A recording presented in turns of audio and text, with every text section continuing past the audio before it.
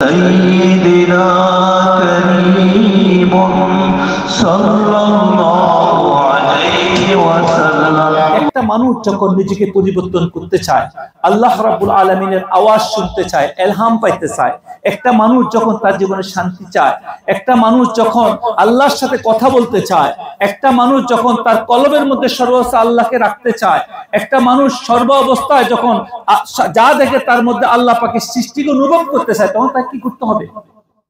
তার জন্য কি দরকার? তার জন্য দরকার হচ্ছে সে কথা কম বলা, বাজে কথা থেকে নিজেকে বাঁচিয়ে রাখতে হবে। কি করতে হবে? বাজে কথা থেকে বাঁচিয়ে রাখতে হবে। যেগুলা নিষেধ করা হয়েছে সেগুলা থেকে তাকে দূরে রাখতে হবে। আমাদেরকে যে ইবাদত করার জন্য, জিকির আজকার করার জন্য কেন বলেছে? যত আমরা বেশি নামাজ আদায় করব, জিকির করব, কোরআন তেলাওয়াত করব, তত বেশি আমাদের দুনিয়াবি কথা কি হবে? কম হবে। যত দুনিয়াবি সিস্টেম কম হবে, তত আমরা আল্লাহর কথা, আল্লাহর সাথে কথা বলার জন্য আমাদের যোগ্যতা ফিরে আসবে। আর আমরা যত বাজে জিনিস শুনবো, কম শুনবো, তত বেশি আল্লাহ পাকের আওয়াজ আমাদের মধ্যে শোনার অভ্যাস হবে। আমরা যত দুনিয়ার সাথে যত বাজে জিনিস দেখবো না, তত বেশি আল্লাহ পাকের যে সৃষ্টির সৌন্দর্য, রহস্য, সেটা আমাদের মধ্যে ফুটে উঠবে। আমাদের কলবের মধ্যে খারাপ জিনিস আসবে না। আর যখন কলবের মধ্যে খারাপ জিনিস আসবে না, আমরা যখন আল্লাহ পাকের জিকির করব, তখনই আমাদের কলব জিন্দা হয়ে যাবে। সুবহানাল্লাহ। এই জন্য আমাদেরকে বুঝতে হবে যে আমরা যারা বিভিন্ন আউলিয়া কেরামকে মানি, আউলিয়া কেরামের শিক্ষা আমাদেরকে নিতে হবে। আমরা অনেকেই নামে দাবি করি শুধু মুরিদ হইছি, আমরা অনেকেই দাবি করি অনেক পীরের 30-40 বছর 50 বছর মুরিদ।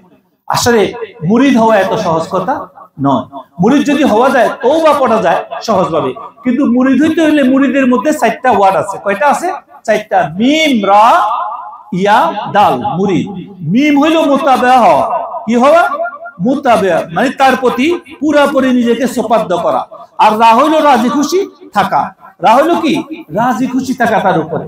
তারপর ইয়া হলে সর্ববেশে আল্লাহ পাকের ইয়াদে থাকা এবং মুর্শিদ যা কিছু বলছে সেভাবে নিজেকে চালানো। আর দাল হইল কি? দিল। আপনার যে দিল আছে না, এই দিলের নেগরানি করা। সর্বাবস্থায় দিলের মধ্যে অসওয়াসা আসা থেকে, দুনিয়া বা খারাপ জিনিস থেকে, মন্দ জিনিস থেকে দিলকে সবসময় ইতমিনান রাখি আল্লাহর জিকিরে, আল্লাহর খেয়ালে সবসময় দিলকে রাখা। এই 4টা জিনিস যখন মোকাম্মল করতে পারবে একটা মানুষ, তার মানে কি? আপনার কানকে খারাপ জিনিস শোনা থেকে, আপনার চোখে খারাপ জিনিস দেখা থেকে, আপনার মুখে খারাপ বলা থেকে, আপনার ভিতরকে সম্পূর্ণ রূপে বাজে জিনিস থেকে নেগরানি। নেগরানি মানে কি?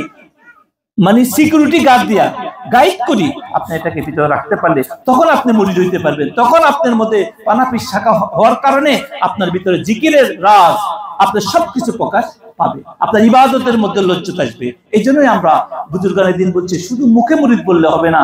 আজকে পৃথিবীতে এই জন্যই মুরিদ দেখি দেখি আজকে অন্য জাতেরা আমাদের পীর ফকিরকে নিয়ে আজকে উল্টাপাল্টা কথা বলে। কারণ সে সত্যিকার অর্থে সে মুরিদ হয়েছে কিনা সে নিজেও জানে না। শুধু নামে কোনো জায়গায় বায়াত করছে, ইস্তেগফার করছে। অনেক পীর আছে তারা নিজেরাও জানে না মুরিদ কাকে বলে। শুধু কাপড় চোপড় পরি বসে আর বসে বসে খালি বায়াত করতেছে আর মানুষকে বিভিন্ন তালিম দিতেছে কিতাব পড়ি পড়ি। এই জন্য জাহেলদের কারণে আজকে হক্কানি বুজুর্গানের দিনদেরকেও মানুষ শুরু যাচ্ছে। একজন হক্কানি পীর যিনি হবেন, তিনি তওবা করাবেন আর তাকে গাইড দিবেন। কি দিবেন? তাকে মন্দ কাজ থেকে, মন্দ জিনিস দেখা থেকে, মন্দ জিনিস শোনা থেকে, মন্দ কিছু থেকে, হারাম খাওয়া থেকে, হারাম পথ থেকে তাকে গাইড দিয়ে তাকে ভালো রাস্তায় নিয়ে আসবেন। আর সত্যিকার পথ যে কলব, সে কলবকে তাকে আল্লাহ জিকির করার জন্য ব্যবস্থা করবেন। আপনি যদি হারাম খান, হারাম কামাই করেন, আপনার কোনোদিন আপনার কলব জিন্দা হবে না। আপনি যত নামাজ আদায় করেন, রোজা রাখেন না কেন, হজ করেন না কেন, যাই কিছু করেন না কেন, সেটা কোনো কাজে আসতেছে না।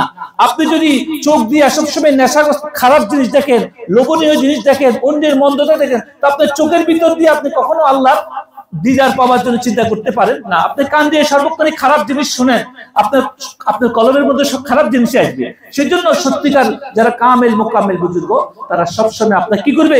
আপনাকে এই সমস্ত জিনিস থেকে দূরে রাখি, আল্লাহর জিকির বেশি বেশি করাবে, রাতে তাহাজ্জুদ গুজার বানাবে, আপনাকে হারাম থেকে দূরে রাখবে, মন্দ কাজ থেকে দূরে রাখবে, আপনাকে সর্ব অবস্থায় আপনাকে কি করবে? কোরআন তেলাওয়াত, বিভিন্ন বিষয়ে আপনাকে পরামর্শ দিয়ে আপনাকে সৎসঙ্গ থাকার চেষ্টা বলবে, অসৎসঙ্গ থেকে দূরে রাখবে।